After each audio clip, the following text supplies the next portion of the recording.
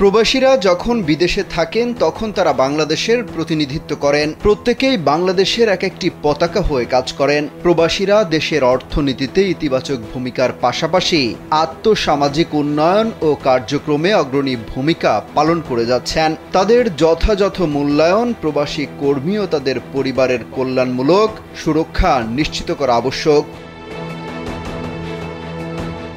এক্ষেত্রে বৈদেশিক কর্মসংস্থান মন্ত্রণালয়ের আওতাধীন ওয়েজ আর্নার্স কল্যাণ বোর্ড নিরলসভাবে কাজ করে যাচ্ছে বলে মন্তব্য করেছেন প্রবাসী কল্যাণ উপদেষ্টা ডক্টর আসিফ নজরুল। তিনি বলেছেন, এখন থেকে প্রবাসীরা বিমানবন্দরে ভিআইপি মর্যাদা পাবেন। দেশের আর্থসামাজিক উন্নয়নে প্রবাসী কর্মীদের অবদান অত্যন্ত গুরুত্বপূর্ণ।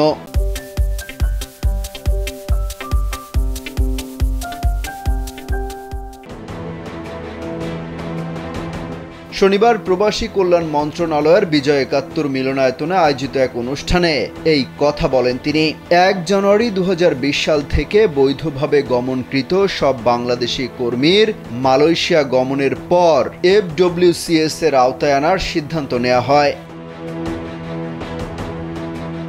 বাংলাদেশি কর্মীরা মালয়েশিয়ার নিয়োগকারী কর্তৃপক্ষের মাধ্যমে সোশ্যাল সিকিউরিটি অর্গানাইজেশন থেকে আবশ্যিকভাবে নিবন্ধিত হয়ে মেডিকেল বেনিফিটস সহ বিভিন্ন সুবিধা পাবেন।